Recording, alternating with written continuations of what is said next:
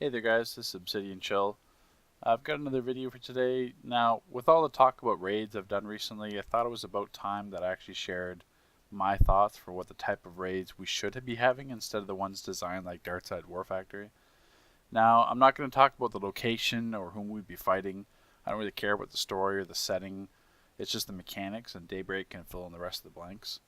What we have to realize going forward is that we will never have a time like Origin Crisis where the devs had pretty much a year planning to create brand new mechanics and maps.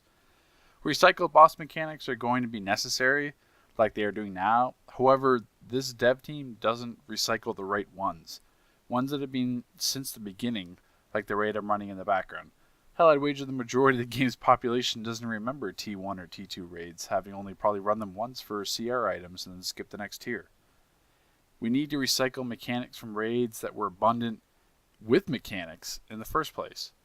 Now, I'm going to go through a few general thoughts before I break down to exactly what I'd like to be, like the first room, the side rooms, side bosses, hallways, final boss, stuff like that. And I'll address certain points here.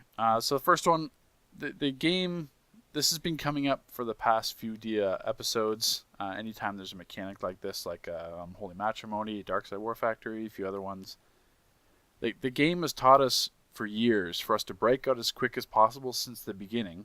Now with this new breakout mechanic, it's actually a negative to break out, where they don't see that if you are a controller or a healer, you have to break out to continue your role. You can't just sit there while people move away from you just so that you can't break out. And they never took into an account that tanks use immunities. So if a tank is cycling immunities, you don't even have a choice. The tank immunity will break you out and do damage against everyone else. That's the stuff they didn't think about when they're implementing stuff like that. You can't have breakup mechanics that aren't controllable, that are not separate from tank immunities. It's an unnecessary mechanic. And now, the worst thing the devs have done in terms of hard raids, quotation marks, is just use an ever-increasing amount of NPCs to increase the difficulty. Just adding more ads is the lazy way out.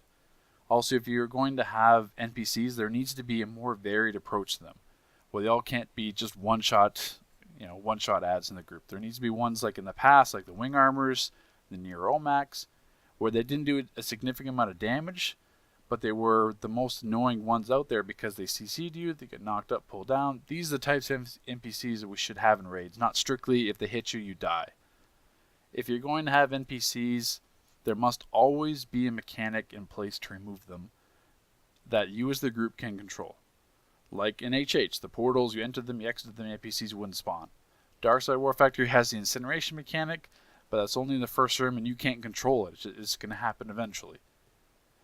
Now, what they could do is they could have terminals along the edges that you can interact with that start something in motion to banish the NPCs. Have it like the bat caves where the NPCs will continue to spawn unless something is destroyed, like those shield generator things that are up on the roofs and stuff in the bat caves. You had to destroy them or it would keep shooting out those little armors. And then the group could shift focus from the boss in order to destroy it, or the group can choose to handle the NPCs. Another way would have to be an object that must be protected during defeat, like the beginning of Kondak. And if that object was destroyed, then NPCs will spawn. Throughout the fight, the drones would spawn. They would attempt to destroy the object, and tanks controllers when you have to pull them away or stun them. The DPS would have to target it. Stuff like that.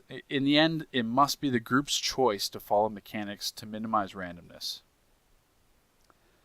Another thing, I like to keep bosses that will be very counter-heavy in order to bring out the skill in the tank. It won't just be a simple tank and spank where the tank just has to survive. Paradox was more surviving as a tank, where I liked examples from survival mode bosses that you would have to learn their patterns as a tank to survive instead of just cycling shields and holding block. I like to make the actual tank work for that, and I think having tanks move towards more counter mechanics I think would be a good thing for them. There's already tons of examples of bosses that are already very counter heavy, and I want that trend to continue. That's the one good thing. Now, the other thing I would implement 100% is that every boss will debuff a specific role throughout the fight, just like we had debuffs worked in PvP. For example, the boss debuffs the healers, their restoration would be cut in half, the controllers would lose their VIT, and pot would be stripped, tanks would lose defense, DPS would lose the 60% modifier from max damage, or if they didn't have max damage, they would lose whatever modifier they had.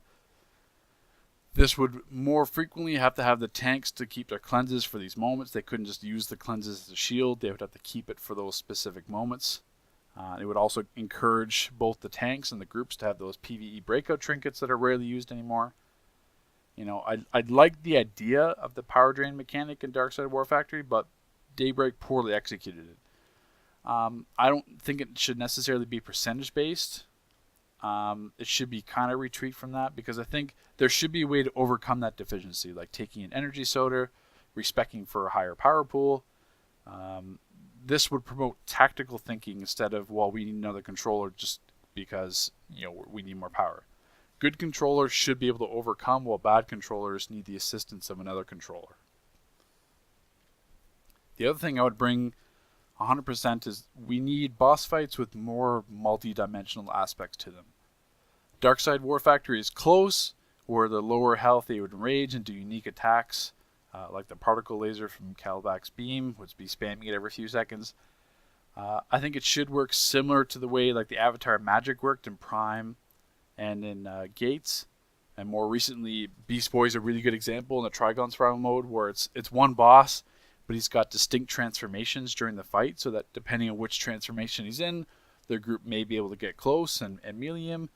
Then that would bring him into a phase where he can't melee, and they had a lot of splash damage. You know, this adds a more in-depth experience than just DPSing one target and dealing with whatever room mechanic is present.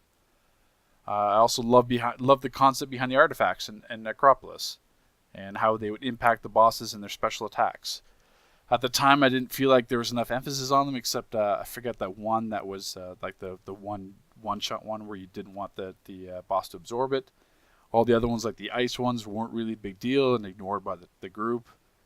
They could pretty much handle everything.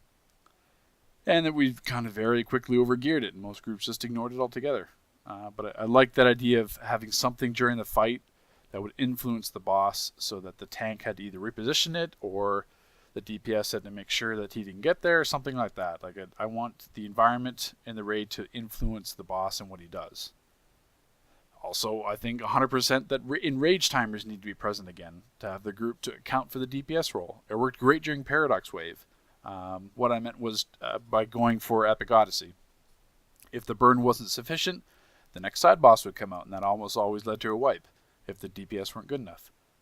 It could work where a timer is based similar to how Darkside and Granny work, but instead of just not being able to attack, the boss could tie into like debuffing NPCs where a certain amount of damage isn't reached. The boss enrages and spawns drones that will drain, you know, health, power, supercharge, will stun you, encase you, restrict movement, something like that.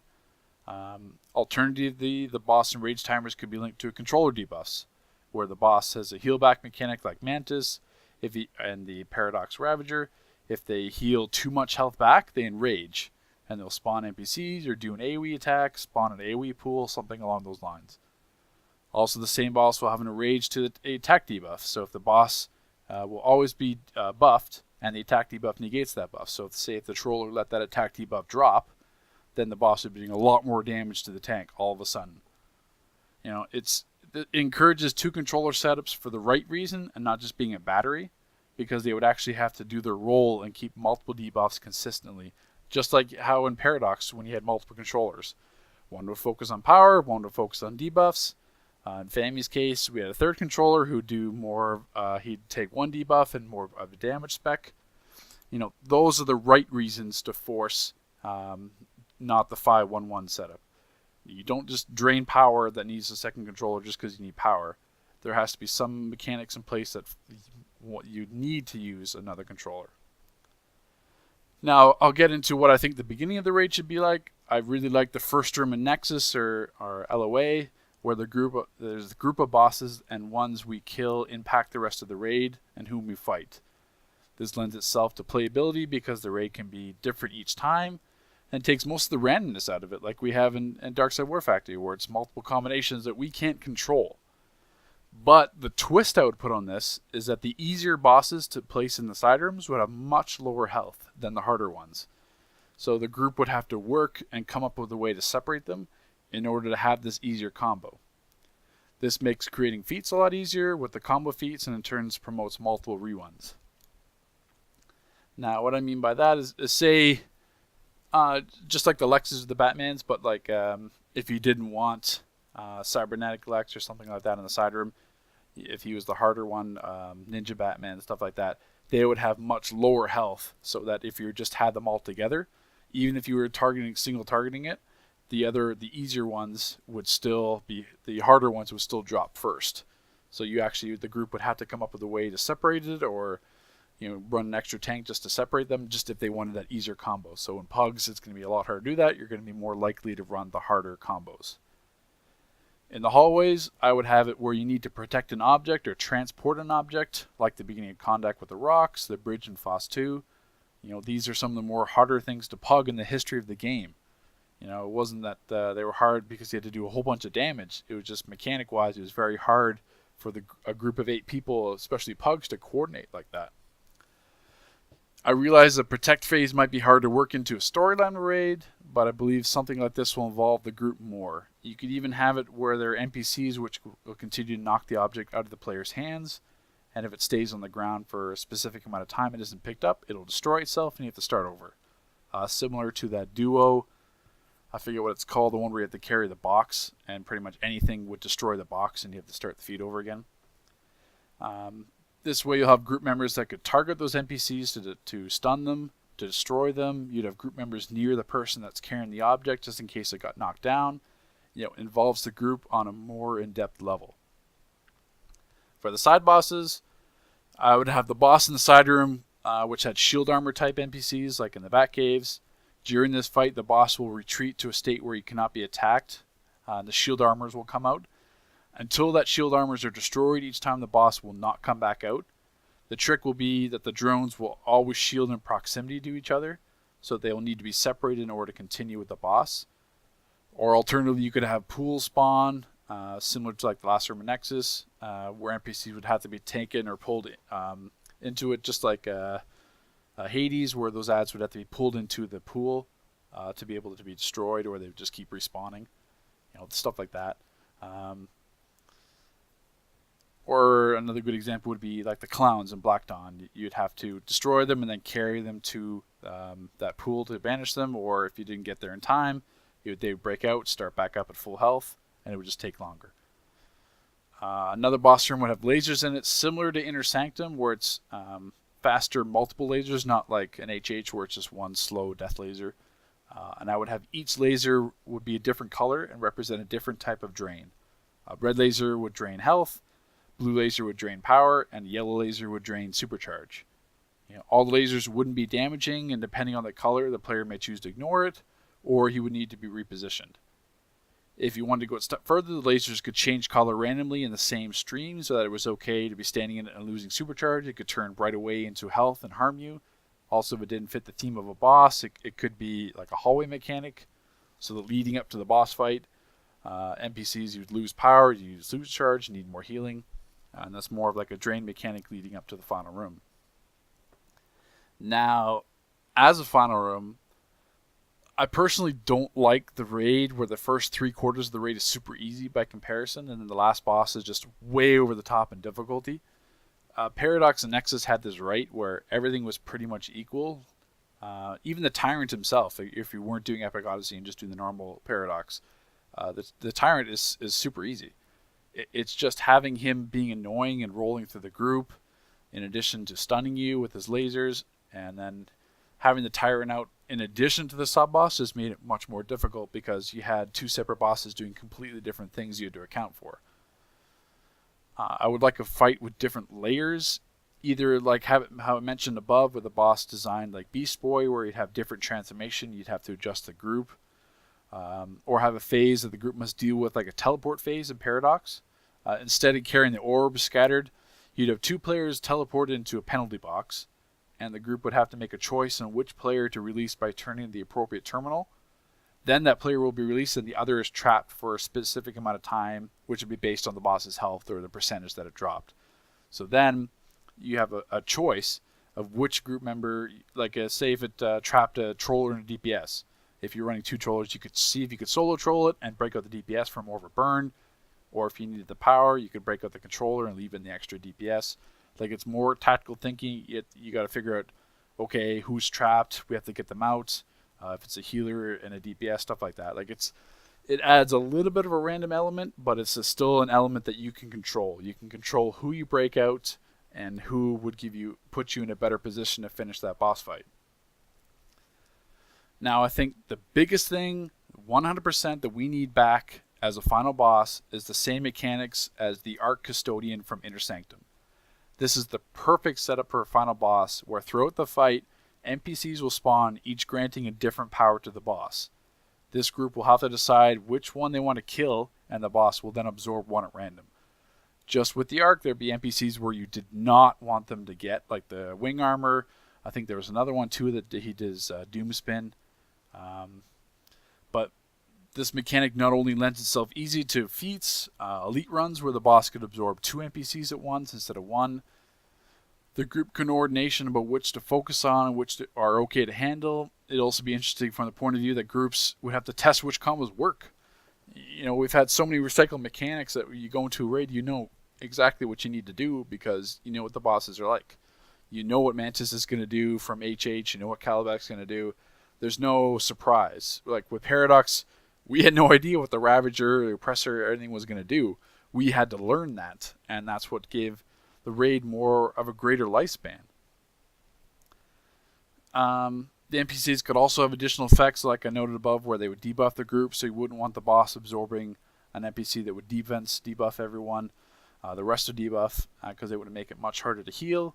Also, if an NPC had like a knockdown mechanic, it would interfere with a lot of the DPS power sets and give a whole new multi-dimensional aspect to the fight, where groups can choose to favor combinations that will not interfere with the DPS so the fight goes faster, but then the tanks, healers, and controllers suffer, or the support roles can be targeted. You know, I think that's what we definitely need to see going forward. A very mechanic-heavy fight that isn't necessarily, you know, it's not a bunch of ads, a bunch of laser, health pools, fire pools. You know, it's not about that. It's the actual fight itself that makes it hard. Like, when you look at Darkseid and Darkseid War Factory, Darkseid's a joke. You kill Granny, he drops a shield, you kill Darkseid. What does Darkseid actually do? The Omega Beam? You could just transfer it to Superman normal. It's no big deal. In Elite, yeah, it's one death, but the Elite fight itself, it doesn't last that long for you to even have to worry about that. If you're trying to go full out with DPS to kill Darkseid, you only end up with like 3 or 4 Omega Beams. 2 to Superman, then 2 people die. DPS dies once, get back up, stuff like that. Like, it's Darkseid was supposed to be, you know, the be-all, end-all boss, and he's really a joke. There's nothing about it. Having a boss like the Arc Custodian and all those different mechanics and different absorption mechanics would be amazing for a raid. It'd be on that Paradox level, not because there's tons of NPCs and tons of things that can go wrong because it's luck-based. It's actually hard because of the mechanics. So final thoughts. Please share this in the forum. Share it on Twitter. Hopefully someone with influence can enact some change and see what I've talked about here.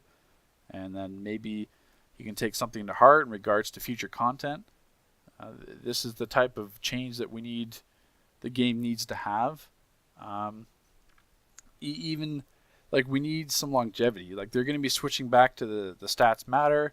So that I don't think the CR scaling is going to matter as much with these raids where it makes it obsolete after the next month. So we're going to have raids that are going to have a little bit more longevity and more playability. And I think having mechanic-heavy boss mechanics are going to lend itself well to being able to play it again. You're going to have fun. You're going to want to do it again. Rather than once you get outside Darkseid Elite, it's like, well, I'm not doing that thing again. That's just brutal. Just because you spent hours wiping just because of bad luck. Take care, guys.